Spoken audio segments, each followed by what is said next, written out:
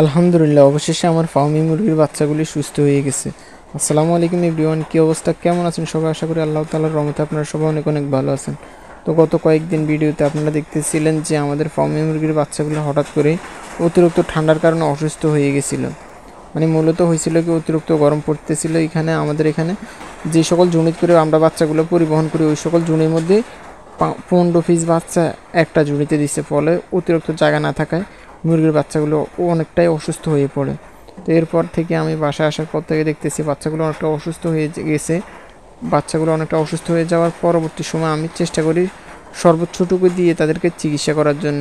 তো সর্বপ্রথম আমি যতটুকু জানি আর কি এই বিষয় নিয়ে, তো আমি সর্বপ্রথম ঠান্ডার জন্য যে ওষুধটা খাইয়েছি সেটা হচ্ছে ডক্সিবেট প্রতি লিটার পানিতে 1 গ্রাম করে দিয়েছি সন্ধ্যাবেলা, এবং তার পরের দিন সকালবেলা আমি দিয়েছি নাফা, মানুষের যে ওষুধটা আছে নাফা, ওইটা প্রতি লিটার পানিতে 1 গ্রাম। তো মোটামুটি 3 দিন খাওয়ানোর পর ইনশাল্লাহ আলহামদুলিল্লাহ মোটামুটি একটু ভালো হয়েছে। তারপরে কিন্তু আর রিকভারি হচ্ছে না, পুরোপুরি সুস্থ হচ্ছে না।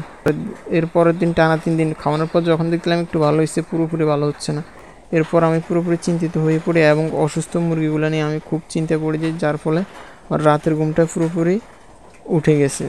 2 চোখের পাতা এক না করতে পেরে খুব চিন্তায় পড়ে গেছি যে আসলে বাচ্চাগুলো সুস্থ হবে কিনা বা কী হবে, এই বিষয় নিয়ে খুবই চিন্তিত ছিলাম।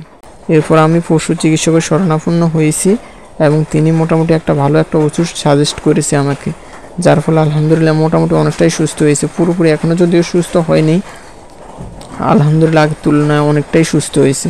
তো কি সে ওষুধটা আমি আপনাদের মাঝে ইনশাল্লাহ তুলে ধরবো। তো সে ওষুধটা ছিল লিভোম্যাক্স। ডাক্তার আমাকে বলছিল প্রতি লিটার পানিতে 1 মিলি করে খাওয়ানোর জন্য, অথবা প্রতি মুরগিকে 1 ফোঁটা করে খাইয়ে দিতে। তো আলহামদুলিল্লাহ মোটামুটি 2 দিন খাওয়ানোর পর মোটামুটি অনেকটাই সুস্থ হয়েছে। তো এর সাথে আমরা চাচ্ছি আমাদের এই ছোটো খামারটাতে কিছু কোয়েল পাখি সংযুক্ত করার জন্য।